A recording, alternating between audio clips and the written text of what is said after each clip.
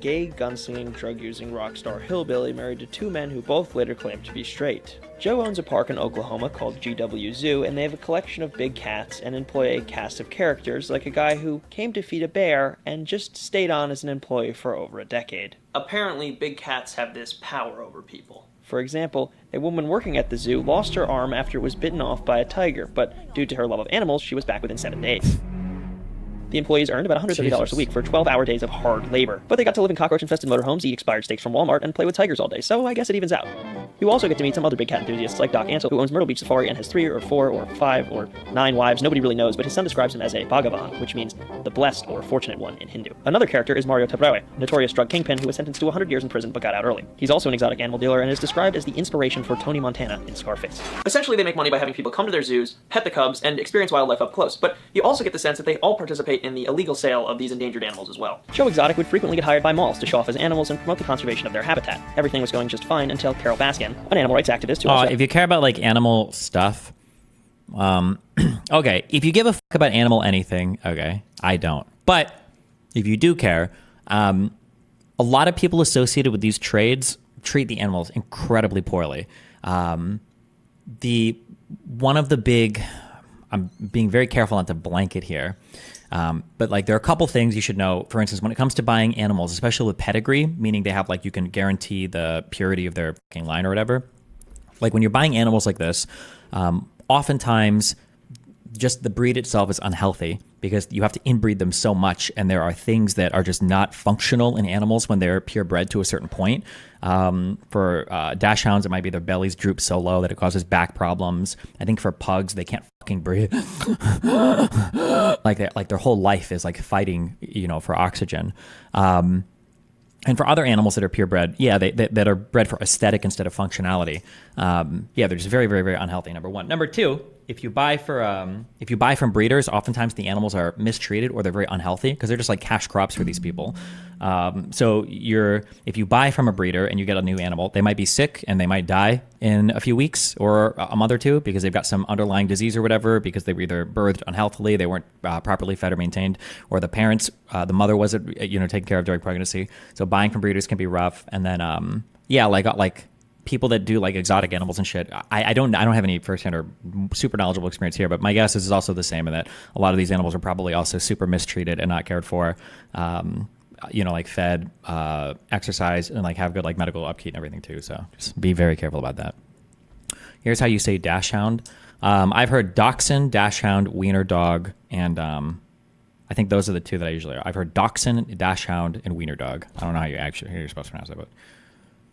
Show off as animals and promote the conservation of their habitat. Everything was going just fine until Carol Baskin, an animal rights activist who also happens to have a few cats in cages and probably used to breed them, but that's beside the point. Anyway, now she owns Big Cat Rescue and is trying to stop Joe Exotic from essentially doing the same thing she does. Joe describes her as wanting to have full control over all the cats. But wait, there's more, because in 1997, Carol's former husband Don Lewis disappeared and was never found. Law enforcement believe he was murdered. How and where, they have no idea.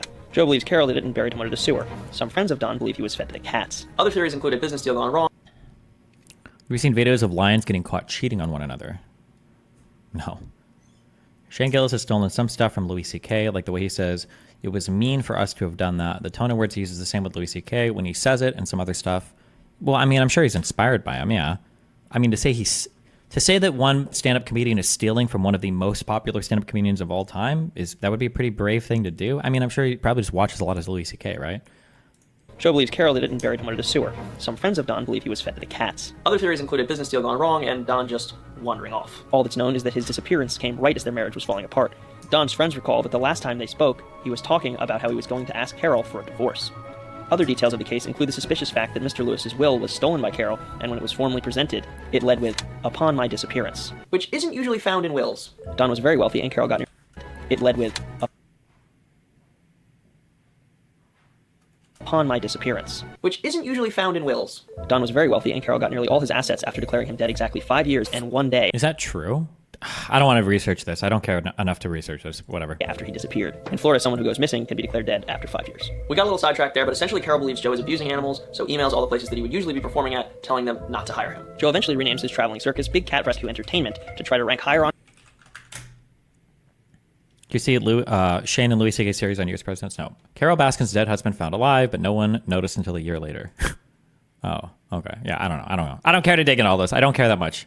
Google than Carol's Big Cat Rescue Corporation. Carol ended up suing Joe for copyright infringement and won over $1 million in the case, but Joe couldn't pay back the money, so the court ordered him to give up possessions. Joe had registered almost everything in someone else's name, so everything that he actually owned, Carol wanted. For example, his watch, which, rather than handing over, he decides to blow up.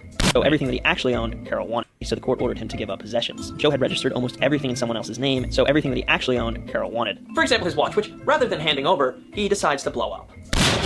Now would probably be a good time to tell you about... I feel like almost nothing of this is true, but okay, well, whatever. I'm just, let me just sit back and absorb this passively and not critically think about anything going on here, okay? Just as a quick thing, when people talk about the reason why you have companies and LLCs is to limit liability. You can't, as long as something's in a company name, they can't hold you personally liable for what happens. That's bullshit. That is not true. You cannot in bad faith hide assets or do shit like that with other companies. For instance, we saw that in one of the Sidney Powell indictments. There was actually an explicit name for this, where these entities, for all intents and purposes, are the same thing. What was it called? What am I thinking of? What is this called? Somebody will know it. Where are my tort lawyers? Fuck you. There was a name for this, but yeah, you can't just like magically move. Oh, alter egos. Yeah, alter egos. That's what they call them. Yeah, you can't just magically hide shit in other companies. Like, oh, that wasn't me. Oh, I limited liability. But I'm not saying the whole story is fake. I'm just saying that there's no way that like, oh, she tried to sue him, but all of his stuff was just in somebody else's name. LOL. But I'm sure there's other crazy shit. But I don't care. We're not doing this. For example, his watch, which, rather than handing over, he decides to blow up. Now would probably be a good time to tell you about Joe's internet show, which seemingly only existed for the sole purpose of talking smack about Carol Baskin. On the show, they would do things like shoot mannequins of Carol, send her poisonous snakes in the mail, talk about getting her head in a bottle, and, last but certainly not least, write songs and make music videos about how she killed her husband. The show was produced by Rick Kirkham, who, in exchange for making his nightly series, got full rights to a reality TV show about GW Zoo. Cameras were always rolling, and Joe became paranoid that the footage would get sold to Carol. All footage was stored in the production studio, which conveniently burnt down in what was clearly an act of arson. After all Rick's work went up in smoke, he left GW Zoo, where he was living throughout the production. Did Joe Exotic start... Wait, I'm sorry. This is very dense with a lot of... would get sold to Carol. All footage was stored in the production studio, which conveniently burnt down in what was clearly an act of arson. Okay. After all Rick's work went up in smoke, he left GW Zoo, where he was living throughout the production. Did Joe Exotic start the fire? No, he couldn't have because he was away at a funeral. Was he involved? Most likely. Meanwhile, in Florida, Carol... My dad would sell shit in my name when I was a child because of tax reasons. Yeah, you can't do that. That's not a real thing. Your dad might have thought he was being clever or cute or like sneaky, but in reality, the IRS probably just didn't give a fuck because he didn't make that much money. Because I'm pretty sure that even as a child, if you've accounted for more than $600 in income, I think as a child, I don't know if you can even be claimed by your parents anymore. No? Hold on. Let's look this up real quick. How much money can my child make and still be claimed as a dependent? Oh, wait, hold on. It might be $5,000. Wait, can I claim him as a dependent? No, because your child would not be the age test. Blah, blah, blah. To be considered a qualifying relative, his income must be less than this. No, wait. For somebody under the age of 18. I'm actually $600, I think, is the 1099 limit. But whatever the answer is, you can't just like move income around and then claim people as dependents and not have them file taxes. Like I'm 99% sure that flows through somewhere to your 1040, or it's going to flow through somewhere, and you're going to have to account for that income. Do you know what happened to Eli? Was he an Israeli plant? Yes, he was.